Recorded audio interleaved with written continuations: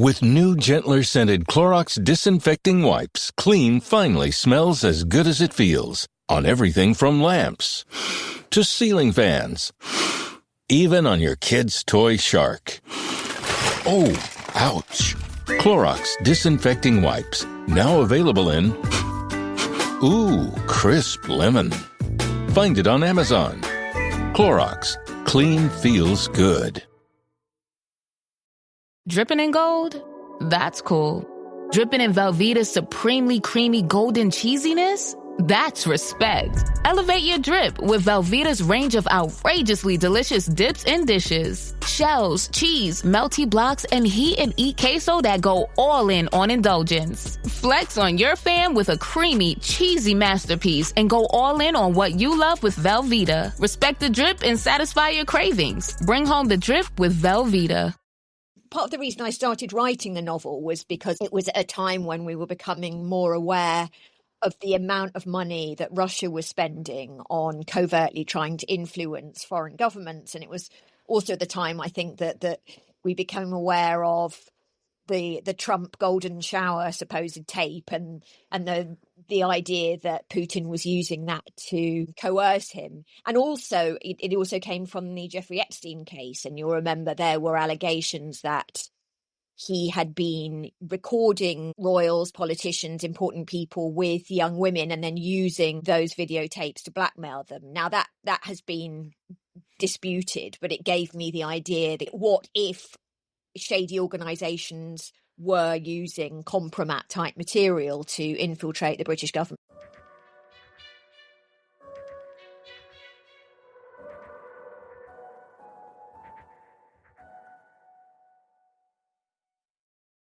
Welcome to the Spymasters podcast. I'm your host, Antonia Senior.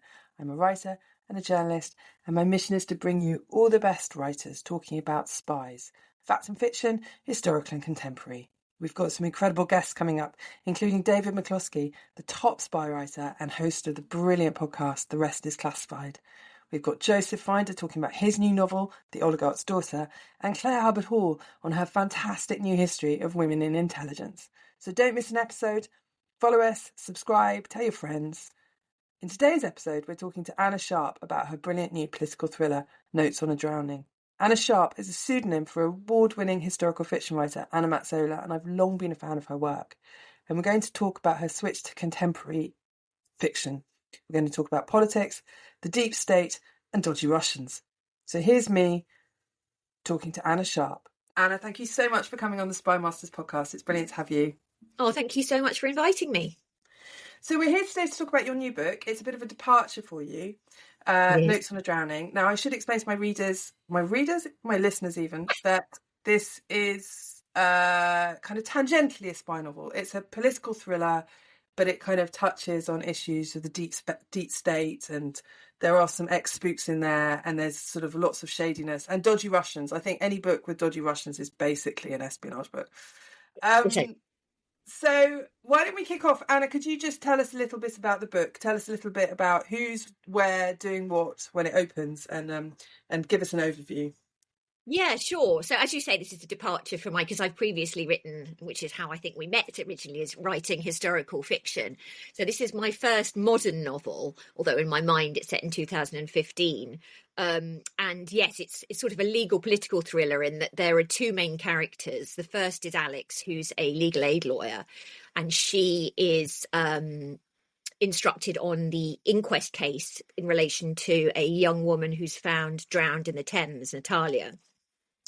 And she starts trying to work out what's going on and begins to suspect that the death is not accidental, as the police claim. And then the second character, Kat, is a special political advisor to the Home Secretary, who has recently entered this relatively glamorous world of political influence. And she comes across various things that make her question quite what is going on and why cases are being closed down. And she then comes across Alex's letter in relation to Natalia, and the two women eventually make contact and they start investigating what really happened to this woman and what else might be going on. And that leads them towards a scandal involving corruption, international corruption, and misogyny, and various other things that I won't tell you, or it will spoil the reading of the book. But that's the essential premise. So, as you say, it's a bit of a departure, because your previous books have been historical fiction, and for anybody who loves historical fiction, I cannot recommend Anna Mazzola's books highly enough. They're absolutely wonderful. And one of the things that you do so brilliantly in your historical fiction is sort of create worlds that are entirely believable. And I was absolutely, I completely bought the world building in this book too. I thought it was fabulous. So obviously you are, your day-to-day job involves being a lawyer. So all of that stuff, I guess you get from that. But your depictions of Westminster power politics and the role of political advisors seem to me to be very convincing. Can you just talk a little bit about how you got to grips with all of that? Yeah, sure. Well, I'm glad you found it convincing. I fear that real politicos will read it and deem it otherwise, but let's see. So yes, as you say, I am a solicitor, and I did work for many years in legal aid firms. So that part of the story wasn't too difficult to construct. Although, of course, I've taken poetic license with it, as all writers do, to make it funnier and more interesting. If I gave you the real life of a legal aid lawyer filling out forms, you wouldn't want to read about it. But the political sphere, I knew something about already, because I did train as a lawyer within the government legal service, and then worked in the Home Office litigation team. So I did know about that to a certain extent, but I didn't know about the role of the special advisor. And I was very lucky to get some help with that from a couple of ex-SPADs who talked to me about what their role had been and, what they'd been involved with, and then kindly looked at the bits of the book involving Kat and her colleague Charlie to check that it wasn't, too outrageous. I also did, unsurprisingly, as with all writers, I did a huge amount of reading. I read lots and lots of biographies, autobiographies, memoirs by politicians and former SPADs to try and get a sense of what their world was like. Because, as you say, with any form of fiction, you have to construct a world that is believable. So that was what I was trying to do. But you also, in fiction, have to ensure you don't lose your reader's attention. So that means cutting out the more boring stuff. It was very funny. There was one bit I highlighted, and I can see, I'm trying to find if I can bring it up, about where one of your SPADs goes to an art show dripping with oligarchs, and she's absolutely appalled by how terrible the art is. And there was a description of one of them being, something like some terrible thing involving a vulva, Anna, that made me spit my tea. Yeah, it's like a vulva. That's right. Because that was a painting I did actually see. I think it was an orchid that looked like a vulva. Oh, you did? Yes, I got interested because art apparently is one of the means by which it's relatively easy to launder money. So I liked this idea of all these very rich Russians and other people buying this terrible art in order to hide their wealth. So that was my introduction to that world. Yeah, because your SPAD knows something about art, and it's a really fabulous scene where she's wandering around going, but this art's terrible. Why are all these people spending so much money on it? And then it's sort of like the penny drops that these are terrible people, These are terrible people buying terrible art. Which is maybe a bit odd, but yeah. But I did want to inject some humour into it. I think because we all need a bit of a laugh at the moment, and because I don't know. I mean, we'll talk about influences later, I think. But I was thinking a lot of Mick Herron and how he manages to create this world with, which is a thriller. It is a thriller, but also it's hugely amusing. Yeah, no, we will come back to Mick Herron later, and perhaps the thesis that he's one of the most influential writers in English today. But we'll come back to him. We'll come back. You're in the office of the Home Secretary. There are two SPADs. There's your heroine, Kat, and there's her friend, Charlie, who is an ex-spook. And he's got very disobliging nicknames for spies. He calls them the secret squirrels or the intelligence weasels. So he obviously... These are, by the way, are terms that I've heard, sorry to the spooks, but I have heard them referred to that by lawyers before. Oh, have you? Secret squirrels was used by a former boss of mine, yeah. Yeah, I liked intelligence weasels. That was also very good. Well, brilliant. I think it should stick. Yeah, okay. So, Anna, in your Home Secretary's office, there are two spads working. One of them is Kat, who's your heroine, or one of your two heroines, and the other is her friend Charlie, and he's an ex-spook. And it occurred to me, although obviously that may or may not impact upon the plot, it also sort of gave a kind of sense of what you were trying to get, this idea that there are sort of deep state issues around the exercise of power and who's accountable to whom and stuff. So I thought it was quite an interesting thing to have him sitting there quite so close to. Yes, I mean that's what I was interested in exploring sort of government corruption and potential dubious influences, and that's part of the reason that Charlie is an ex-spook, and I also wanted him to have connections that he could draw upon.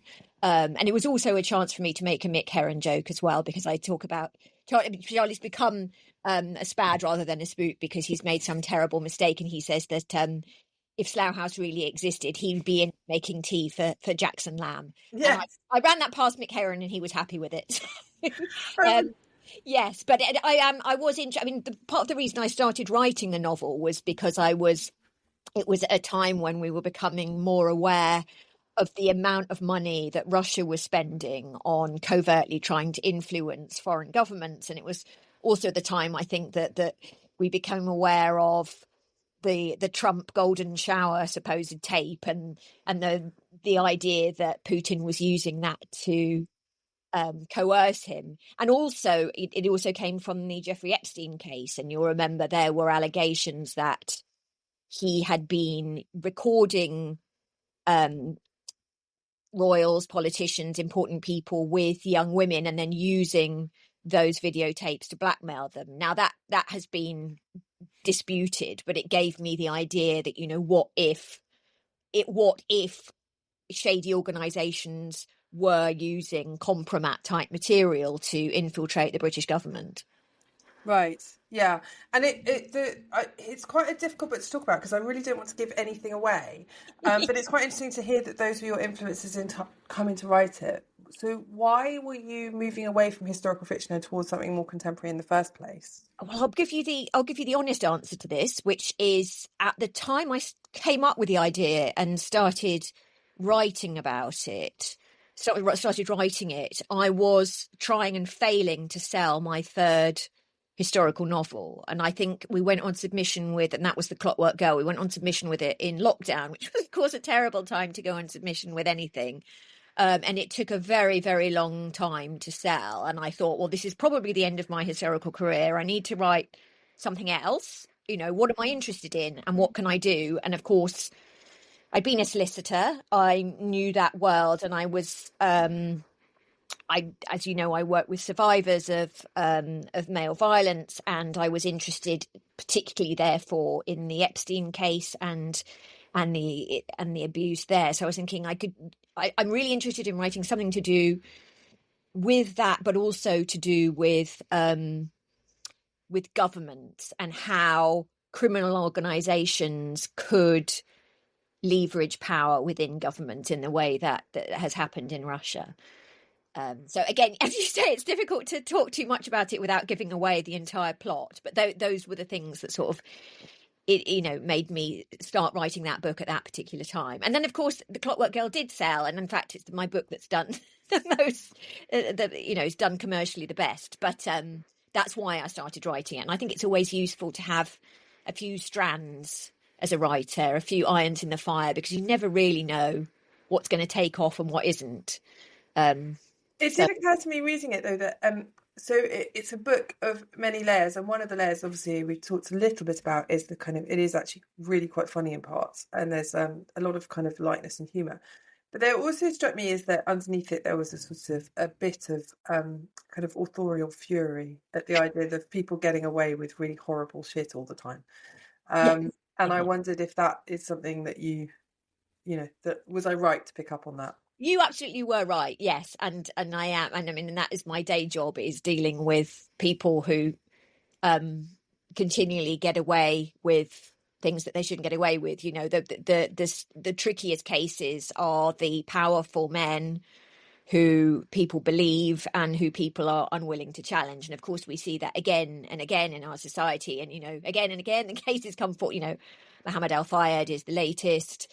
But, cases of men who are known to be predators, are known to be doing terrible things, but because of their power and influence, people not only don't stop them, but actually help them carry out their crimes. So it's something we see publicly, but it's something I see in my cases as well. And so, that I think we always write, don't we, about what we're angry about or what we care about. So that tends to come out in most of my books, and I think that's why it emerged in this one. Yes.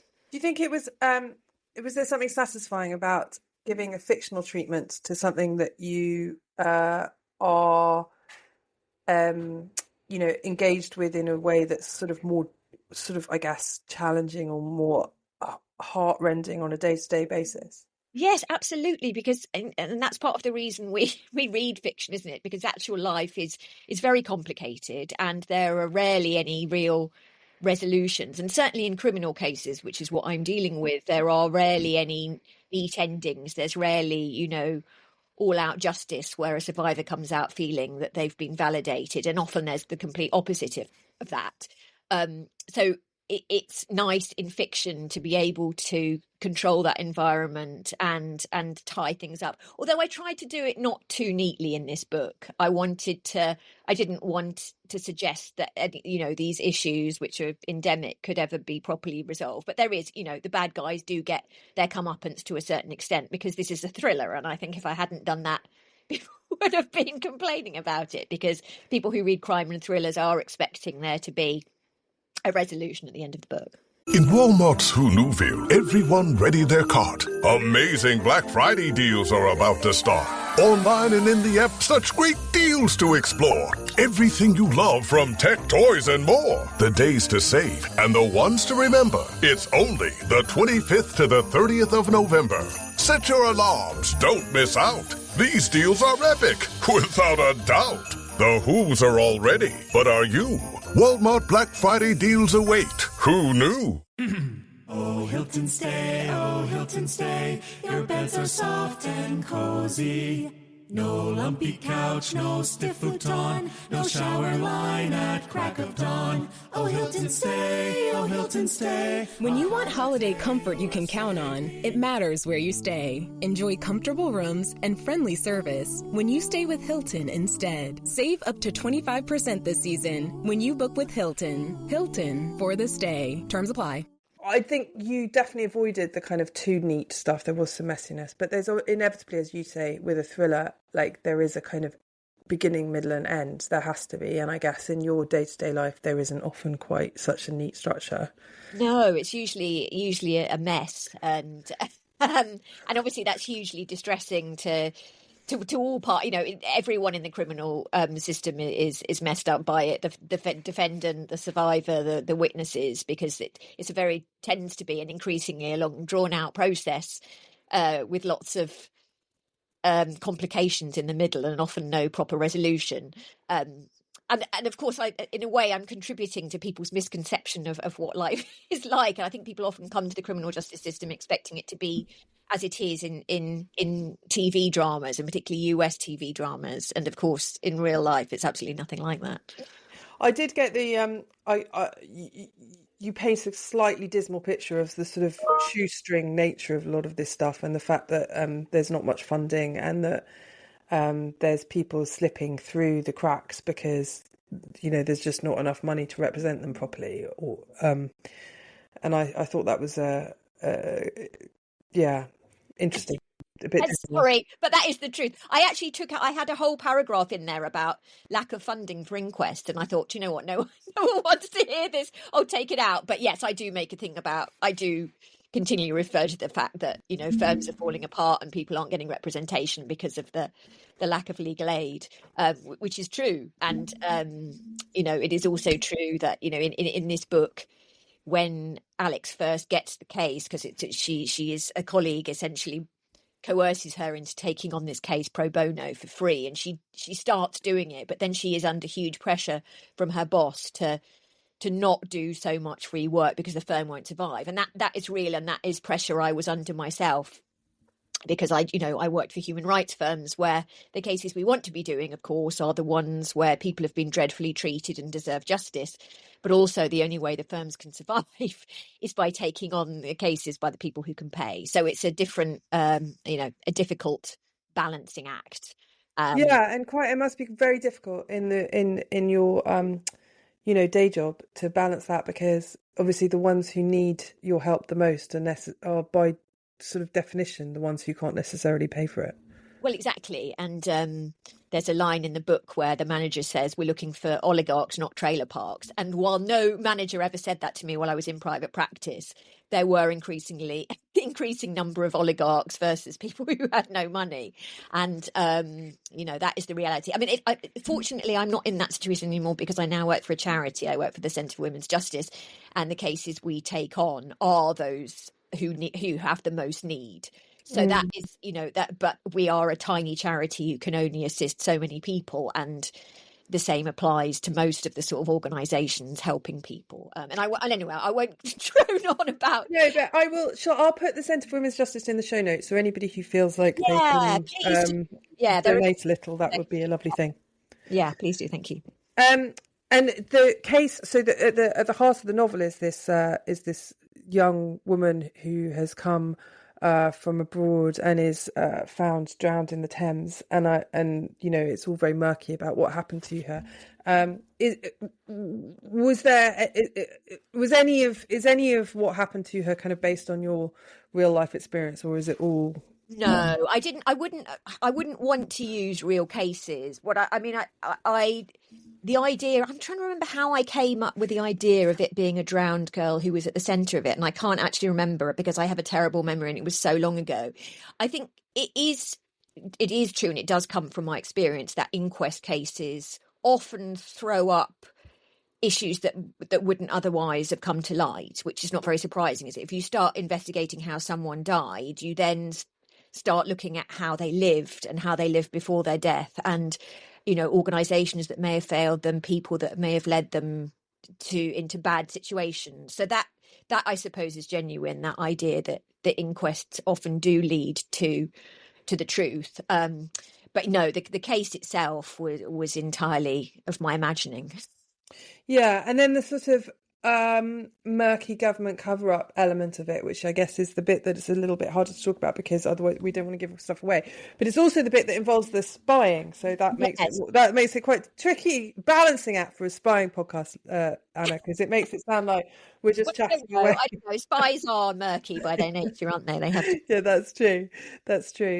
So tell me about the next book. Are you going back to historical, or are you going to carry on with where you are at the moment? My next one in my contract with Orion is another legal thriller. And for this one, this is more of a courtroom thriller. It's about a barrister who is coerced into prosecuting a man who she believes may be innocent. But it will not surprise you to learn that there are also murky government and police dealings in that one as well. And I mean, because police corruption is what I know most about, because it's the police that I've been mostly dealing with in my career. And, we do know there that corruption and conspiracies do happen and have occurred and are occurring.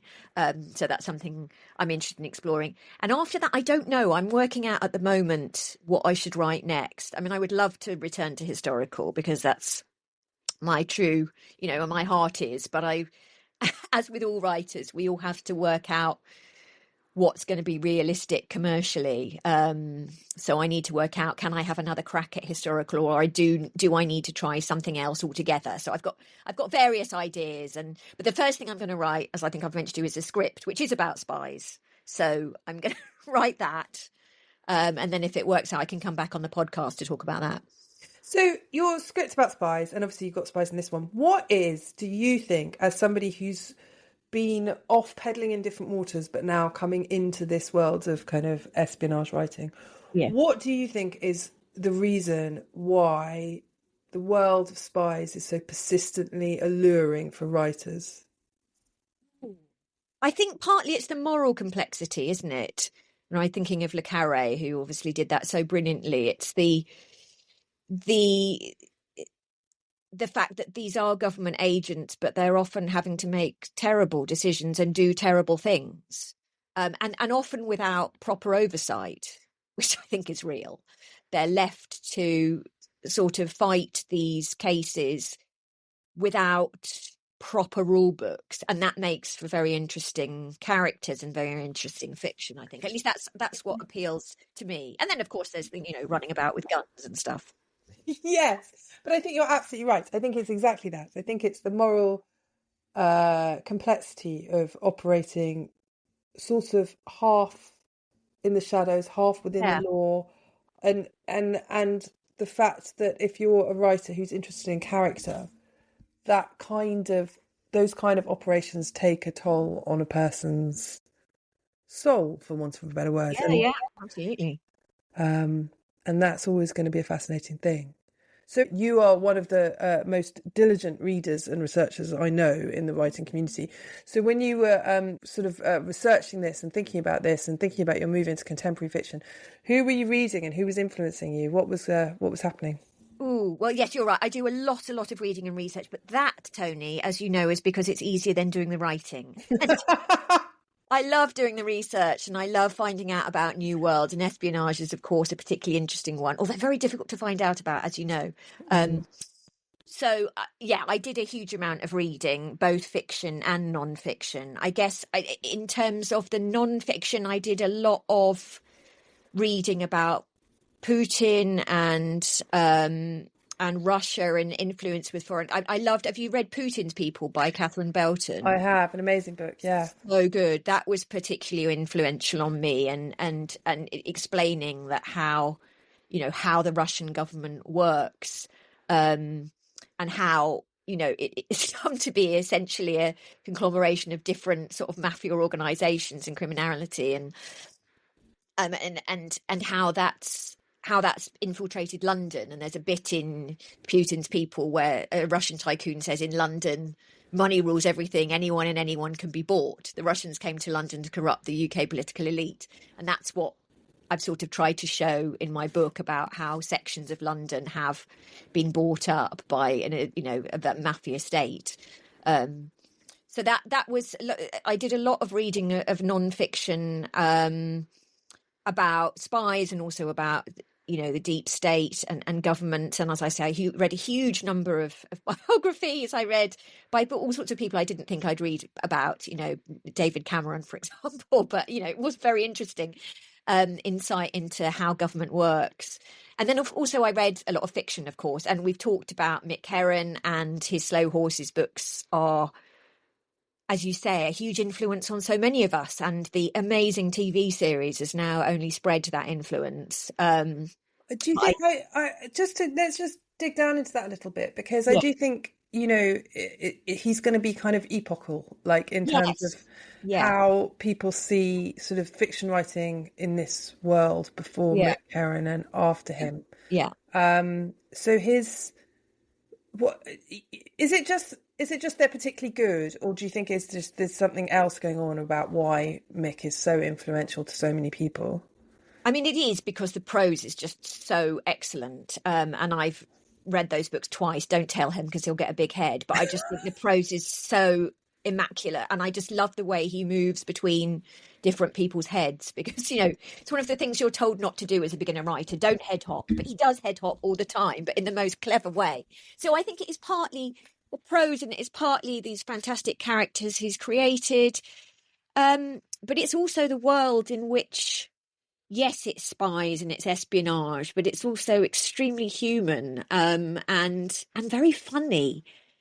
And as we talked about the moral complexity, and we certainly get all of that, as we did in Le Carré, but in a lighter and I guess more accessible way. People can read Mick Herron's books without necessarily thinking, I want to read a book about spies, or I want to read a book about, shadowy governments. They just think, I want a good read, and they read them. I think that's part of it. I don't know, what do you think? Why have they been so influential? I agree.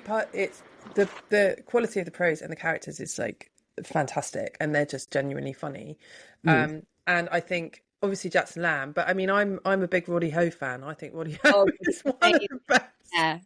Love Roddy. Yeah. So the way Mick Herron inhabits Roddy Ho. So I'd be astonished if anybody listening to a podcast called Spymasters hasn't read Mick Herron. But if you haven't, Roddy Ho is the sort of computer whiz of the slow horses, and he's the most objectionable character. So I think it's partly that. I also think it is, I mean, exactly also what you're saying. So there are books that appeal to people who are interested in the business of spying, and there are books that appeal to a slightly maybe broader audience that are interested in the business of being human, and these are sort of happen to be spy novels. And I think Le Carre does it, and I think he does it, and Graham Greene. Yes. I think that the points at which you get writers who, through the medium of a kind of genre fiction, tell you something quite profound about what it is to be human. I think that's when you get a breakout. Yeah. Well, that is you've encapsulated that brilliantly. I'm going to quote you on that. Thank you. Yeah, it's almost like I've done some thinking about this. Yeah, like you have. Yeah, no, and so apart from Mick Herron, anyone else been on your horizon on this journey?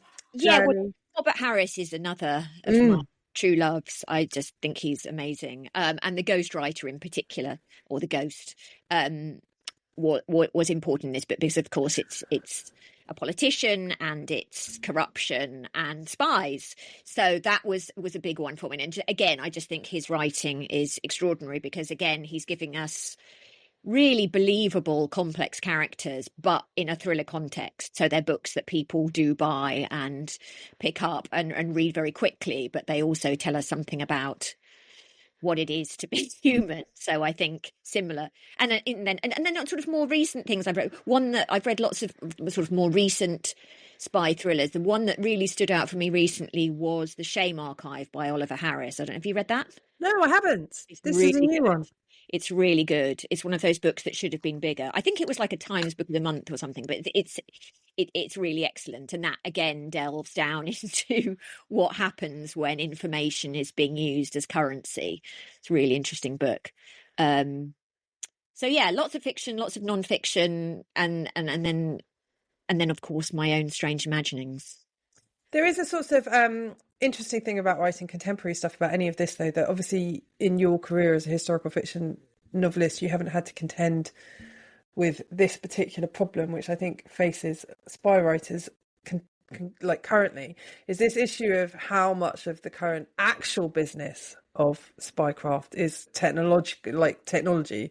It's people sitting at different computer screens, but it doesn't make for very good fiction. So I think this is a problem. This is definitely a problem. In fact, I'm trying to remember the name of the excellent book I read about the history of spies. It will come to me in a minute. But that is essentially what he says, that actually people think of spies and they think James Bond. But James Bond is, in fact, the antithesis of what you would want if you were looking for a spy. You actually want someone who's quite, not going to stand out and who's going to be able to do things like sift through Excel spreadsheets for hours at a time rather than running about with a gun.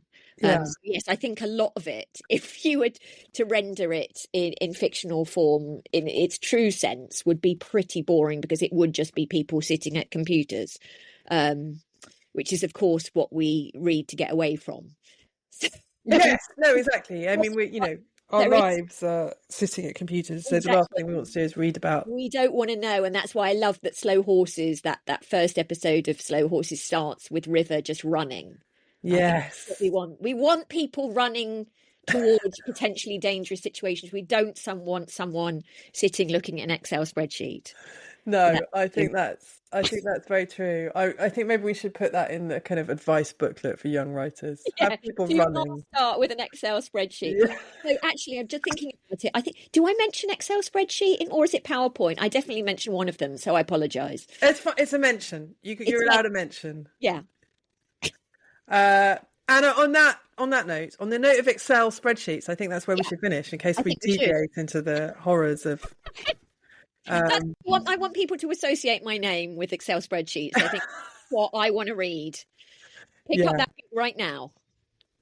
Yes, indeed. All right. Well, listen, Anna, thank you so much for coming on. It's been an absolute tour de force. It's brilliant to hear you talking about your contemporary stuff, and I'll look forward to reading the next one.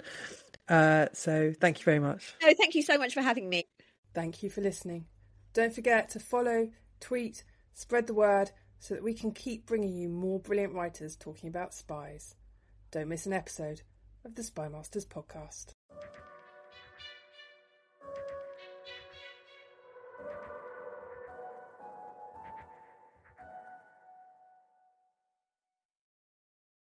The holidays mean more travel, more shopping, more time online, and more personal info in more places that could expose you more to identity theft. But LifeLock monitors millions of data points per second. If your identity is stolen, our US-based restoration specialists will fix it, guaranteed, or your money back. Don't face drained accounts, fraudulent loans, or financial losses alone. Get more holiday fun and less holiday worry with LifeLock. Save up to 40% your first year. Visit LifeLock.com/podcast. Terms apply.